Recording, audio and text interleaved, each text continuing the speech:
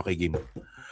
So, kamusta po mga ka-Streetwise? Ako po si Takeru Miyamoto at welcome po sa aking munting channel. Sa mga kababayan ito, bumabawi po ngayon itong si anak kalusugan party list, no? Si Mike Defensor. Ngayon, bit-bit ngayon ni Mike Defensor, ito si Gutesa.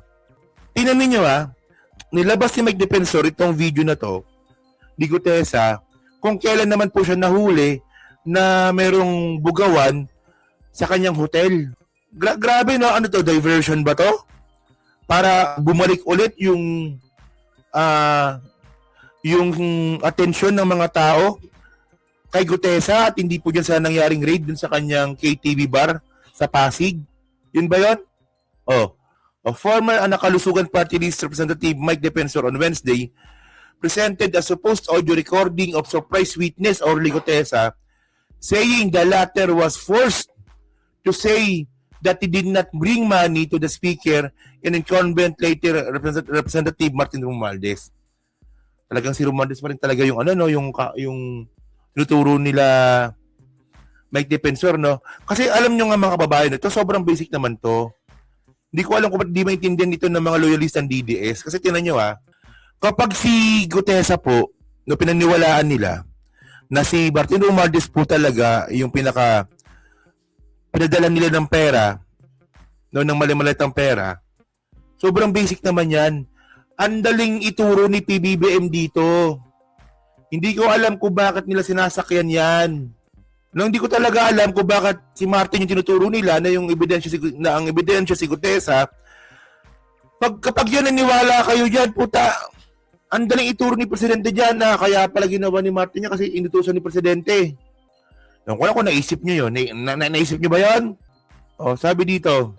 So, Defensor played the alleged audio clip of Gutesa supposedly speaking to his wife about the matter last year. It was Gutesa's wife who allegedly made the recording. So, wiretapping. Asawa ni Gutesa para ligtas sa wiretapping. So, ito yung statement ni Mike Defensor. Tingnan niyo to. Tataka, bakit naging involved ako masyado? Yes. Pinaliwanag ko, it all started with Sergeant Gutesa. And hindi ako papayag na yung nangyari dun kay Sergeant Gutesa ay mangyari sa 18 Marines. Bilang panawagan na rin muli sa ating gobyerno, particular kay Ombudsman Boying Rimulya, na ginamit na niya yung affidavit ni Sergeant Gutesa. Ayan di ba? Yung sinasabi ko sa inyo Ito ngayon yung claim ni Mike Defensor. Ano yung claim ni Mike Defensor? Tinan nyo. Na rin muli sa ating gobyerno, particular kay Ombudsman Boying Rimulya, na ginamit na niya yung affidavit ni Sergeant Gutesa. Ayan mga loyalista ng DDS. Ano na kayo? Ang ginamit daw na ebidensya laban kay Martin Romualdez na ni Ombudsman Rimulya ay yung affidavit ni Sergeant Gutesa. Kaya pala hindi nyo mapaliwanag kung anong ebidensya laban kay Martin. Si Gutesa pala Si Gutesa na na dating binabatikos natin sa Radyo Pilipinas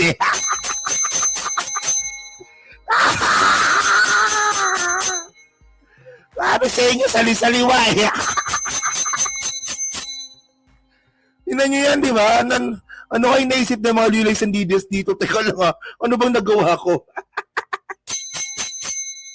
Hindi alam nyo ba't ako natatawa. Ganyan po talaga kasi pa nagko-content na ko lang ebidensya. So, sana next time, lesson learn. Lesson learn sana yan. Kasi tingnan nyo magkakasama ka ba sa Radyo Pilipinas nito dati?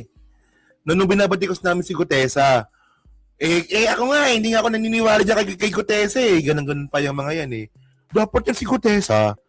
Dapat yan pinapakulong yan. Perjury ang ginawa niyan. Ganun pa yung isa. Ako si Gutesa talaga. Hindi ako naniniwala dyan. Ganun pa kaming lahat Tapos ngayon, ang ginamit pala ni Ombudsman Rimulya laban kay Martin Romualdez na binabatikos din nila ngayon, statement ni Gutesa. Sali-saliwa. Saliwa, di ba? Alam niyo yung tama yung, alam niyo yung sa basketball yung lumayap ka, tumalong ka ng kanan, tapos tumalong ka ng kanan, no kanan din yung pinag-layup mo, parang pangit tingnan, di ba? Sabi ko sa inyo yan ang sinasabi ko sa inyo O, hindi, syempre may ebidensya tayo dyan, baka sabihin ninyo, naniniwala ka dyan kay Mike Defensor, sinungaling yan. May ebidensya tayo dito, mga kababayan. O, ito yung isa sa mga, actually 3 page yan, Isang page lang yung na-slide ko ngayon, no? Anong nakalagay sa taas? Si complaint affidavit, special of investigators, Office of the Ombudsman versus Ferdinand Martin Romualdez. Discussion to, galing tong ombudsman, So makita nyo mga kababayan, si Gutesa, saan ba yung Gutesa dito? Ayan yan pala, Ito pa, a review of the sworn statement of Esquivel, na Navidad, sino yung mga yan? 18 Marines, di ba? And Gutesa. Ay, lakihan natin.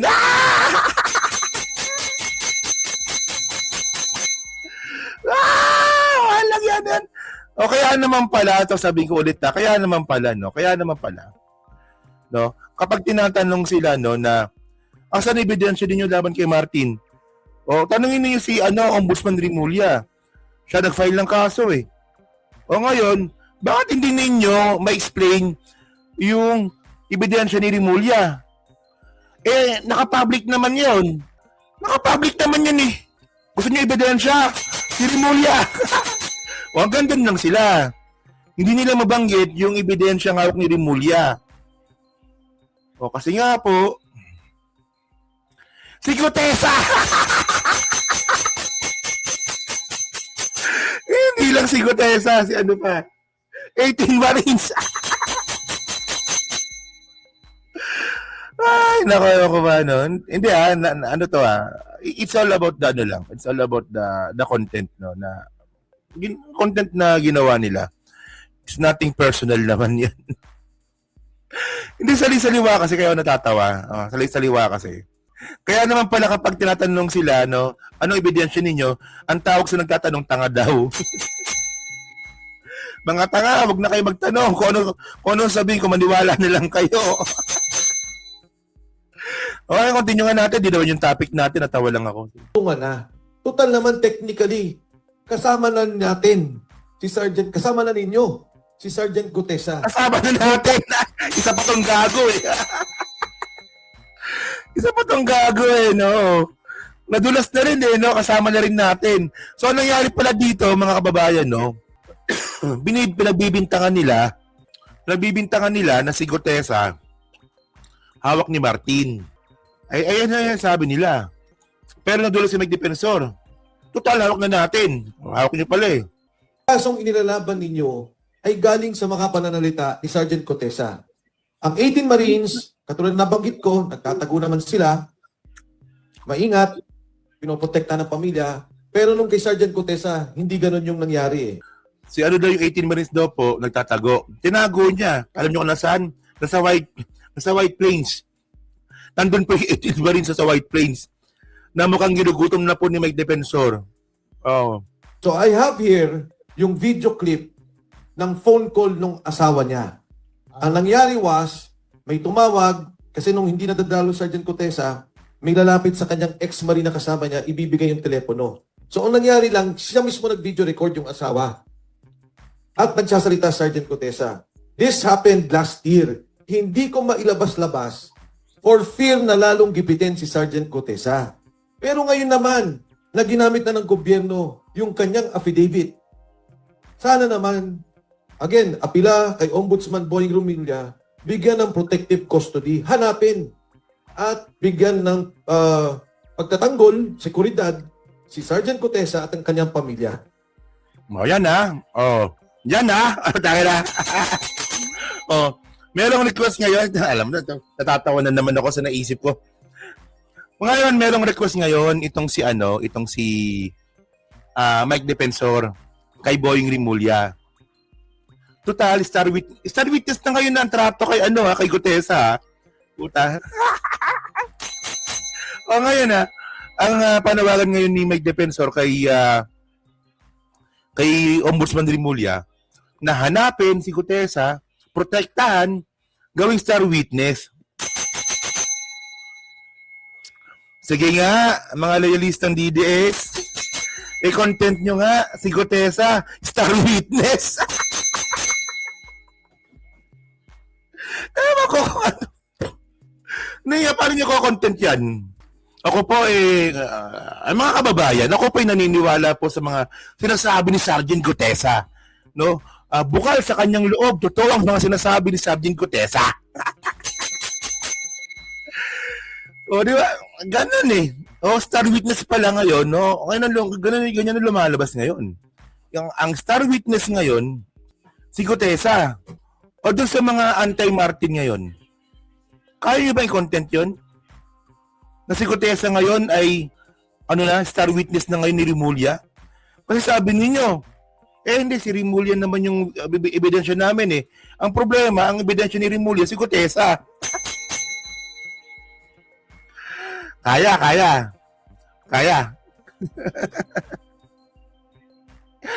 Hirap nun, di ba? Na kukontent na, hirap nun. So, yung mga nasabi namin dati kay Gutesa, mali pala kami noon. Busilak at bukal sa loob. No? At totoo ang mga sinasabi ni Sergeant Gutesa. Di ba, by the way? Then naisip ko lang. Hirap na, di ba? So ngayon, mga babayan, tinan nyo to Ay, video na pala. Oh, so ito na pala yung video kumakalat ngayon. So ito daw po yung video ni Gutesa, nakausap niya yung asawa niya. Lumilipat ba? Hello? Inaanto ka na? Matulog ka na? Ano yan? Nandiyan ka sa kwarto? Ha? Nakasakasang busin. Nagingi. Tumawag si Kuya. Grabe no. Grabing drama to, no? Gawa kayong video kung nag-uusap kayo. Dapat di pinapakita yung mukha ni Gutesa dito. Di ba? Kuya, kinukumusta ka? Ulitin mo daw yung sinabi mo kanina na yung binibidyohan ka para may record. May record kami, i-record namin.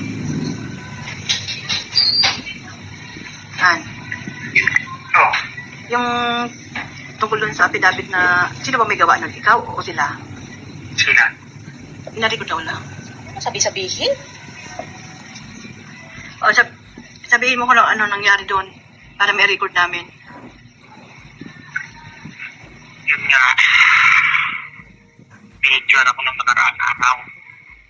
Tapos binasa ko yung statement na may mga sinigit silang na hindi naman totoo.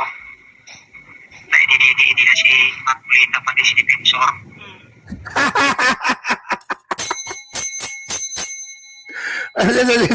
Reaction ngayon ko lang napanood Sige. Na sinabi nila doon sa statement na pinagakuan ako ng pera, babayaran ako. At sinabi pa doon na hindi masaya, wala akong alam doon sa delivery doon sa bahay ni Martins. Yun lang nakalagay doon na ayaw ko dapat normahan. At hindi naman ako gumawa ng statement na yun, sila naman. Yun lang ang pinirmahan mo. Yun lang. Alam niyo, natatangahan ako dito sa senaryo na to. Natatangahan ako dito. Alam niyo kung bakit? Alam niyo kung bakit? Ganito eh. Ito yung mga panahon na inibitahan si Gutesa sa DOJ. Tama, di ba? Naalala niyo yun, di ba? Okay. Ito yung kwento niyan eh. Di ba si Gutesa pumuntang Senate? Binasa yung statement niya. Nagkamali pa nga siya nun, di ba? Putol yung papel.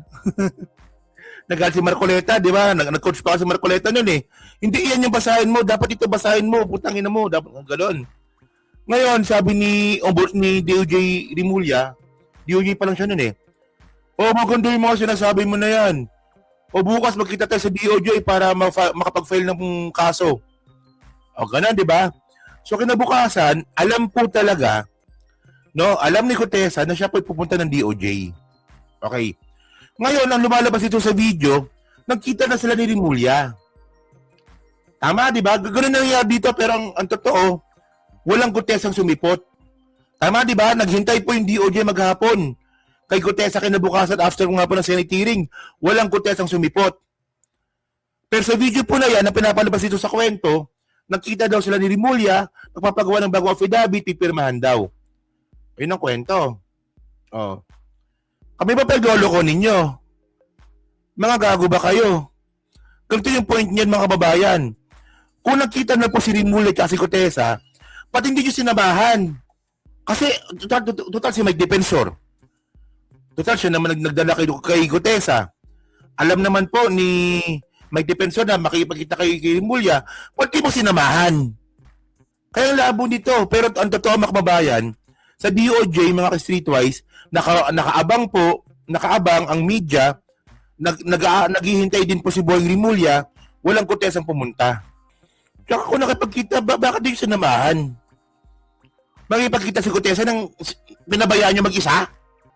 Makipagkita si Gutesa kay Rimulya, pinabayaan ninyo mag-isa? Walang abogadong kasama? Para namang gaguhan naman ata itong pinagagawa ninyo. Eh samantalang itong 18 Marines na pumunta sa NBI, bantay ninyo. Samantalang kapag 18 Marines, kapag may media interview, bantay ninyo. Tapos si Gutesa, hindi nyo sinamahan?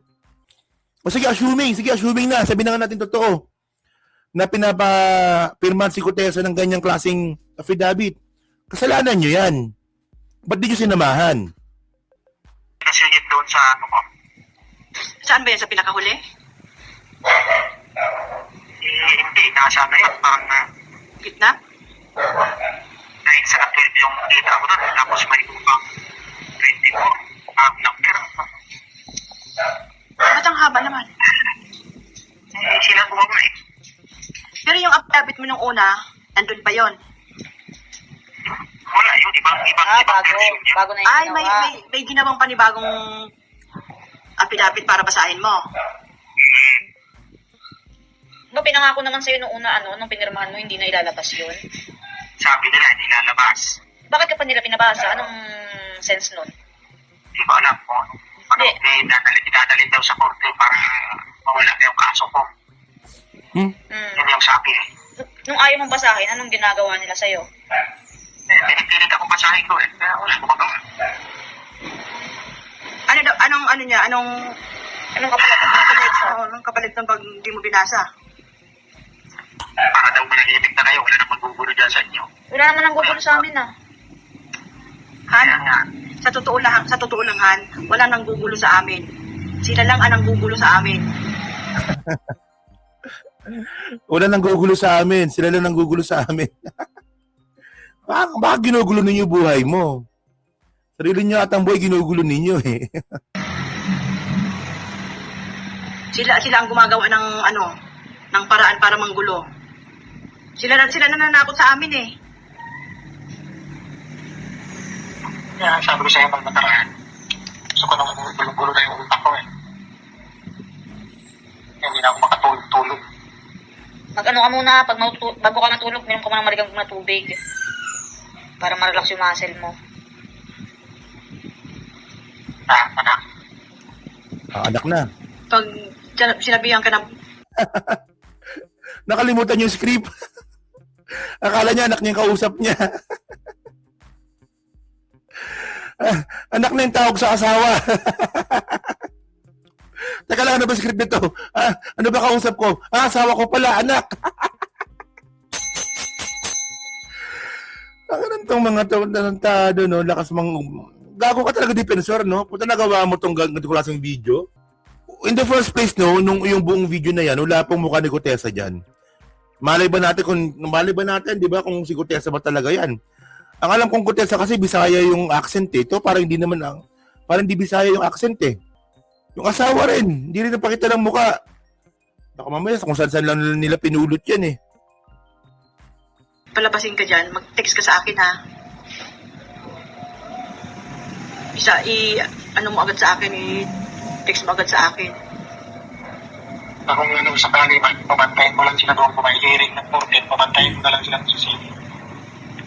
Mabantay talaga sila doon. May isa sa loob, may isa sa labas. Tatlo yan, tatlo daw. Kasi pag pinalabas ka, may contact na kami doon sa loob. Doon ka na lang muna sa loob. Hindi ka nalalabas doon. Hindi ko alam kung plano nila sa akin. Hirap. So, yun na yun. Yun na pala yun. Dapat yung ginawa ninyong yung ginawa ninyong actress, no? Para maganda yung acting. Yung mga yung sa mga drama sa AM radio, yung mga meron pa nun, di ba? Sa DZRH yata meron pa nun eh. Sa DZRH meron pa nun.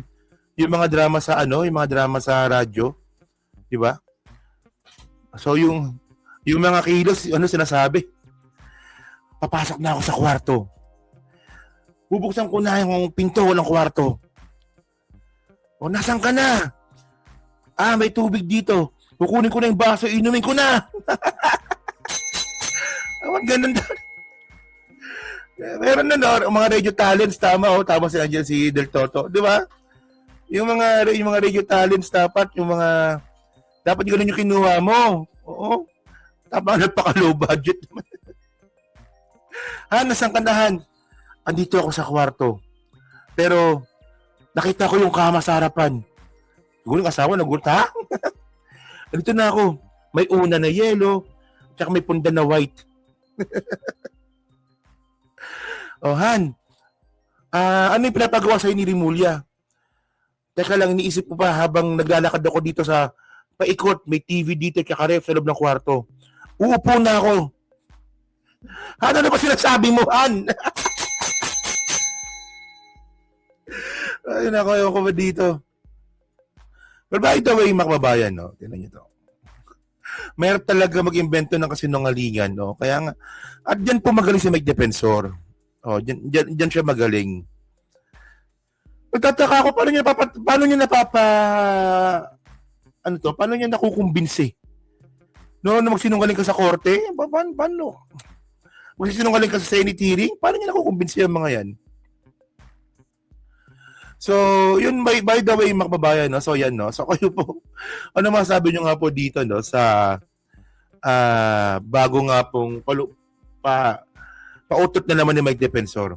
Actually, para sa akin, parang gumagawa na naman siya ng panibagong kwento para po matakpan yung atensyon ng mga tao doon nga po sa nangyaring raid, doon po sa kanyang negosyo. Diba? Palpak ang script, kaya nga tatawa tayo pero paniwala ang mga DDS dyan. Bobo talaga. Bobo. Oh. So, next topic tayo. Okay. Ito. Maganda to. Okay.